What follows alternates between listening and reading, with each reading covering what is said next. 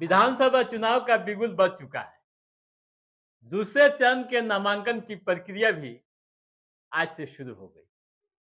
इसके साथ ही सियासी चहलकदमी बढ़ गई है। आज हम लोग मोतिहारी विधानसभा, जिसे आप सत्याग्रह की भूमि कहते हैं, गांधी की कर्म भूमि कहते हैं, पर हम चर्चा करेंगे कि कैसे यहाँ का सियासी पारा लगातार चढ़ रहा है और क्या होने की संभावना है। हमारे साथ जिले के सीनियर पत्रकार चंद्रभूषण पांडे जी सर हैं। हम उनका स्वागत करते हैं, इस्तकबाल करते हैं सर का। सर, मोतिहारी विधानसभा सीट पूर्वी चंपारण के 12 विधानसभा क्षेत्रों में सबसे हॉट मानी जाती है। बिल्कुल।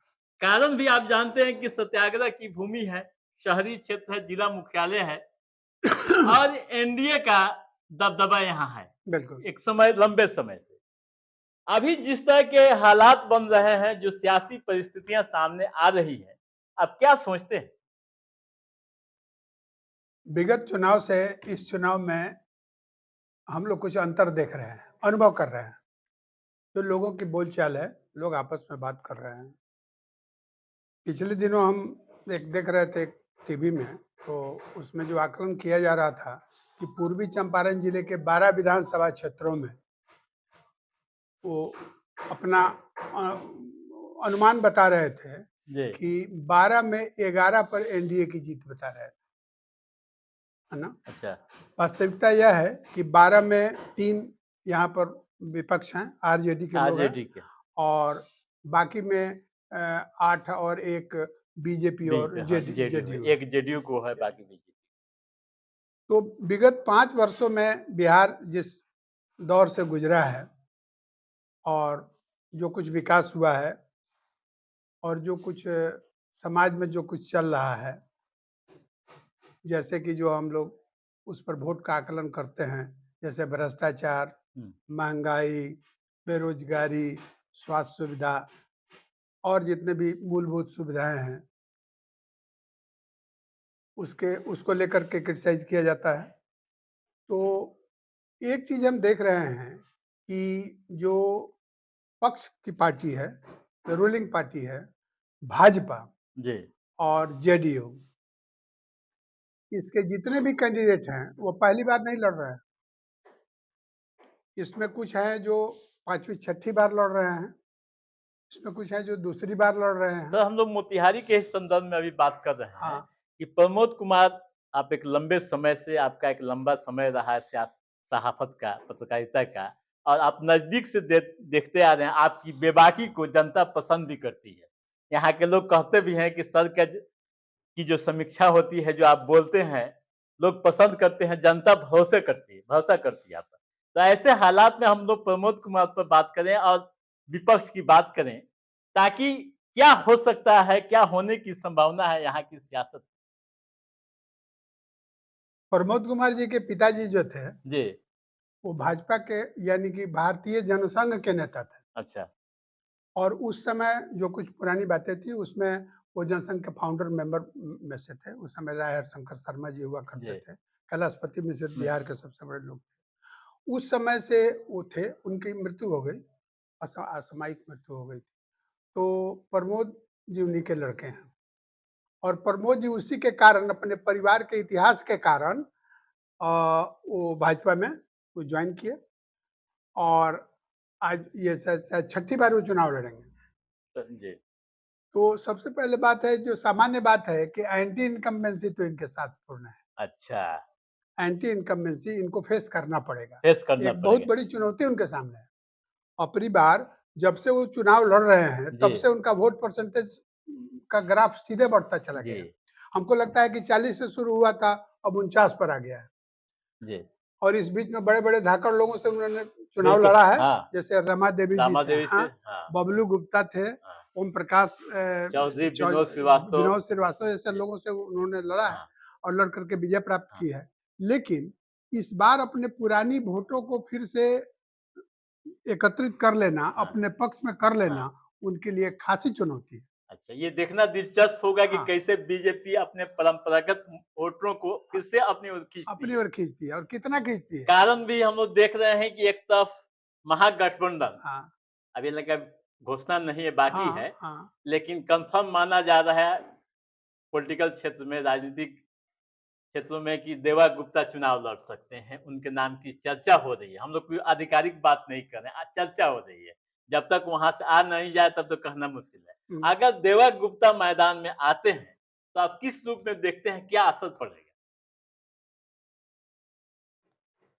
ऐसे तो देवा गुप्ता कोई पॉलिटिकल लीडर रहे नहीं। नहीं है, कभी नहीं। ये जो मेयर फंक्शनरी, हाँ, तो देवा गुप्ता का को सबसे पहले हम लोगों ने जाना जब इनकी पत्नी को उसने अपना चुनाव लड़ाया मेयर, मेयर पद के लिए और उसने विजय प्राप्त की जी, और उसने भाजपा के यहाँ के उपाध्यक्ष को मोतिहारी जिला के उपाध्यक्ष को पराजित किया था। जी, प्रकाश सन से हाँ, भी। उसके बाद से देवा गुप्ता की चर्चा होने जी, लगी और देवा गुप्ता बहुत ही कम समयों में अपना आरजेडी में अपना पहचान बना। पहचान-वहचान बना करके अब हाँ, टिकट के दावेदार हैं। हाँ। तो देवा गुप्ता के भी फॉलोअर्स अच्छे हैं। क्या आपको लगता है कि बस वोट मिलेगा कुछ देवा गुप्ता को? देखिए, इसमें हम स्पष्ट रूप से तो कुछ नहीं कर सकते हैं। संभावना पर ही हम लोग बात करते हाँ, हम हैं। लोग जी, संभावना पर ही जी, बात कर रहे जी, हैं। पिछले बार देखिए ये जो वैश्य समुदाय है, जी। वैश्य समुदाय 36 जातियों का एक संगठन है। 36 जातियों का, भाई आप लोग सुन लीजिएगा, 36 जातियों श्रोताओं को जानकारी होनी चाहिए कि 36 जातियों का संगठन है। संगठन है, जिसे जी, वैश्य समाज काफ़ी कहते हैं। महत्वपूर्ण बातें आपने कही। हाँ, तो उसमें विभिन्न जातियाँ हैं, उसमें ज़्यादा गरीब लोग भी हैं और जी, बहुत धनी लोग भी हैं, धनी लोग बहुत भी, धनी पैसे लोग हैं। वाले लोग भी हैं, हाँ। बिल्कुल।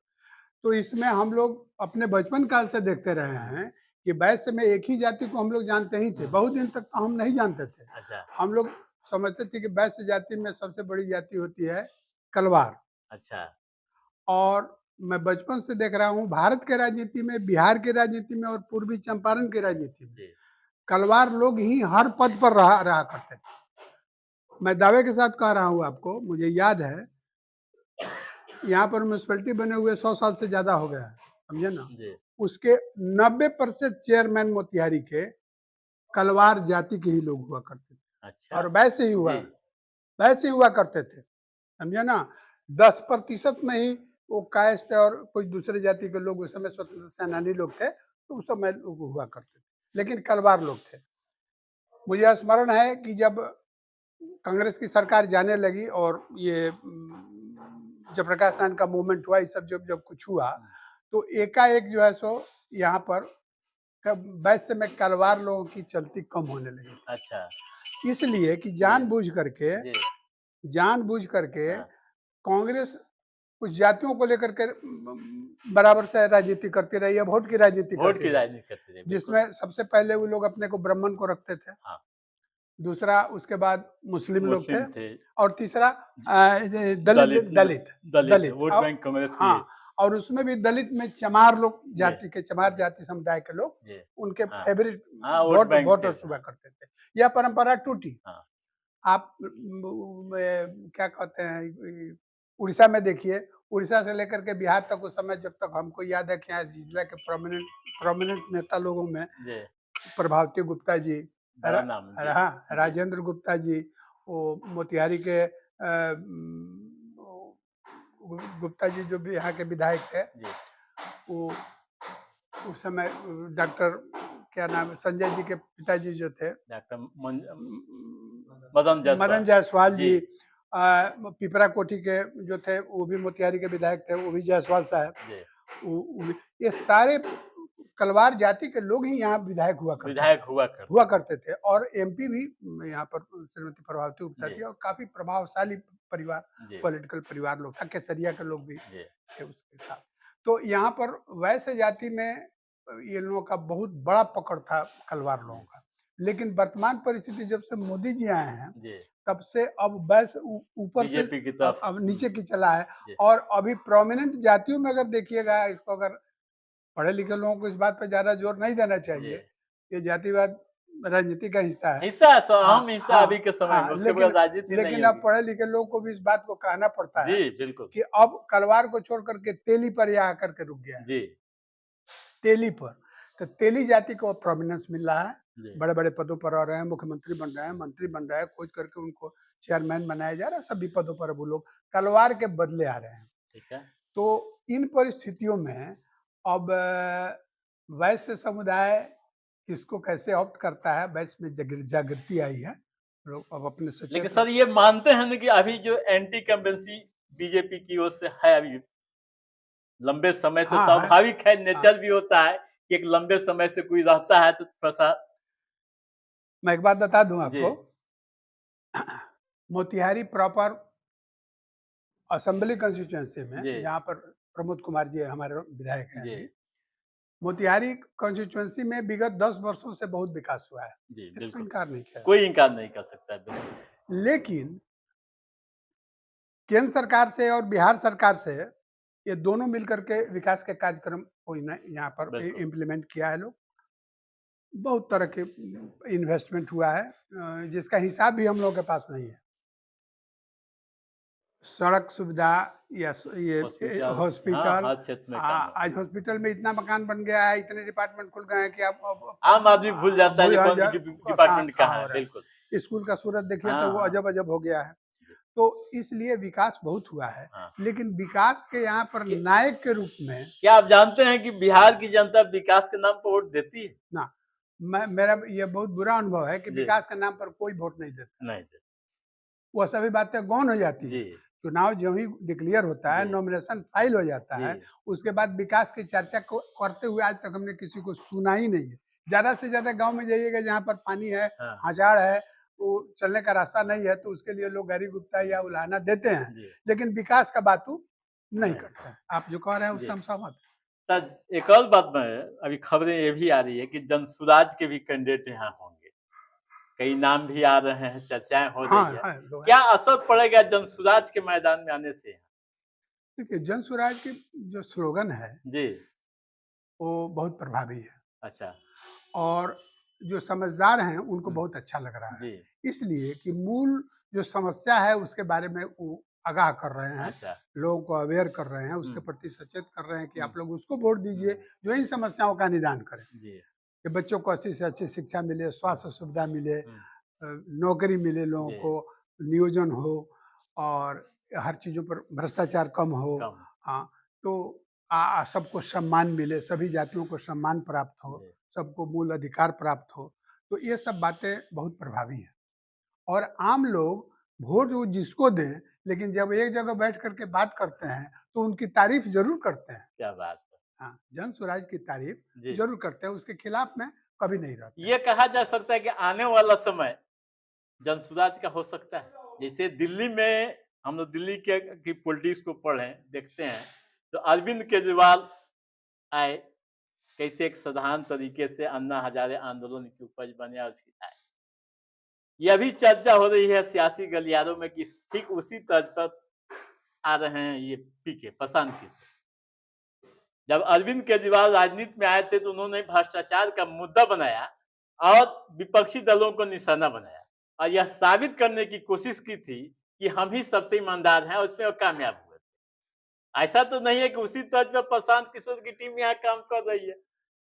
देखिए, लोग जो आपस में बात कर रहे हैं विभिन्न ग्रुप जी, के, विभिन्न जी, इकोनॉमिक स्ट्रैटा जी, के, ये मजदूर से लेकर के और बड़े लोग हैं उन तक जो बातें हो रही हैं, जी, ये बिहार का सौभाग्य होगा जी, कि जिन मुद्दों को लेकर के ये जन स्वराज जी, आगे बढ़ रहा है, जी, अगर उसको सरकार उसकी हो जाए जी, और इन मुद्दों का समाधान हो जाए, जी। तो बिहार स्वर्ग हो जाएगा। बिहार की तस्वीर व तकदीर तस्वीर दोनों को बिल्कुल, बदल बिल्कुल, जाएगी। बिल्कुल। हैं और बिहारी होने का जो जी, लोग कहते हैं, जब हम गर्व करते हैं, जी, तो वास्तव में बिहारी होने पर लोग गर्व करेंगे। जी, हाँ, तो वह दिन जी, बड़ा सुनहला होगा कि अगर ऐसा हो जाए जी। तो। अब देखिए जनता उसको किस ढंग किस से तरह से लेती है, लेती है? कितना उनको मत देती जी, है, कितना प्रोत्साहित जी, करती है। तो यह तो अब एक-एक दिन जो बढ़ रहा है जी, उसमें हम लोग को देखने को मिलेगा। मिलेगा। हाँ, कि कितना जी, वोट प्रतिशत उनको मिल रहा है। लेकिन अगर वैसे सोच के लोगों की संख्या अगर बढ़ती है, जी, तो ये सौभाग्य है, सौभाग्य है। सौभाग्य है। लेकिन सर कहा जा सकता है कि मोतिहारी के संदर्भ में अभी कि क्या होगा ये अब दिलचस्प लेकिन इस बार मुकाबला हाँ, है, काँटे की टक्कर हो हाँ, सकती है। मोतिहा पहले पूर्वी चंपारण में विधानसभा का चुनाव होता था ना, जी तो मोतिहारी शहर के बारे में बहुत ज़्यादा चर्चा नहीं नहीं होती थी। होती थी। लेकिन अपनी बार ये 12 कंस्टिट्यूंसी में सबसे पहले मोतिहारी की चर्चा हम लोग चाय के दुकान से लेकर जी सड़कों पर कर रहे और हैं। स्वाभाविक के साथ सत्याग्रह की भूमि है, जिला हाँ, मुख्यालय है, हाँ, तो ये होना भी चाहिए। हाँ, तो जो दिल्ली तक निगाहें यहाँ रहती है। हाँ, रहते हैं। यहाँ के और विधायक सबसे बड़ी बात है कि राधा मोहन सिंह यहाँ के एमपी हैं और बीजेपी के राष्ट्रीय लीडर हैं। उनकी भी प्रतिष्ठा तो नहीं है यहाँ। बिल्कुल है। राधा मोहन सिंह जी जी एक बिहार के सबसे सीनियर मोस्ट लीडर हैं। जी उनसे अब सीनियर बिहार में कोई नहीं है भाजपा में बीजेपी कोई में। नहीं है जी और जितना पद धारण कर चुके हैं उतना पद कोई धारण आगे नहीं करने किया। वाला भी नहीं है। तो ये श्री राधा मोहन सिंह जी अपने विगत 10 वर्षों के काल में चंपारण के विकास के लिए वैसा काम किया है जो अभूतपूर्व था। पहले उन्होंने ऐसा कुछ किया भी नहीं था। लेकिन जितना काम वो कर चुके हैं वो इतिहास बना रहा है।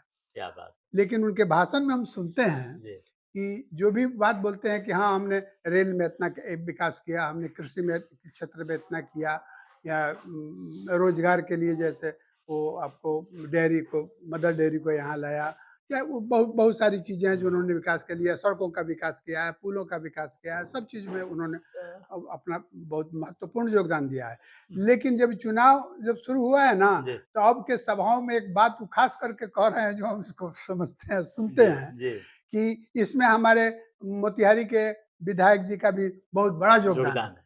कि बार-बार इस चीज़ को कह बता रहे हाँ, हैं कह रहे बिल्कुल हैं। हाँ, कह रहे हैं। इससे साबित होता है कि उनकी भी प्रतिष्ठा जुड़ी हुई है और एक बड़ी चुनौती है। हाँ, इसीलिए वो बताते हैं। हाँ तो अब उनकी भी प्रतिष्ठा इससे हाँ जुड़ी हुई है हाँ इस सीट से। तो यह सचमुच यह है कि स्वतंत्रता प्राप्ति के बहुत दिन के बाद एक से एक लोग यहाँ विधायक जी हुए हैं, जी मंत्री हुए हैं, पढ़े-लिखे लोग भी जी हुए हैं, साधारण लोग भी हुए हैं। लेकिन ऊपरी वर्ग का चुनाव बड़ा दिलचस्प है। यानी ये यूँ कहा जाए कि अब क्या होगा ये वक्त तय करेगा, हाँ, बिल्कुल। लेकिन खुद देश की निगाहें, लोगों की निगाहें खास टिकी हुई है इस क्षेत्र पर। हाँ, बिल्कुल, बिल्कुल। तो आप सीनियर पत्रकार चंद्रभूषण पांडे जी से रूबरू हो रहे थे और किस तरह की सियासी परिस्थितियां यहाँ बनी हैं, आप समझ रहे थे, सुन रहे थे। आप दोस्तों क्या सोचते हैं इस मामले में? क्या आपका अनुभव है? आप जरूर लाइक और कमेंट बटन में कमेंट कीजिएगा ताकि आप जो बताइएगा उसका भी हम आगे के एपिसोड में विश्लेषण कर सकेंगे। तब तक आप अपने दोस्त को दीजिए इजाजत। नमस्कार।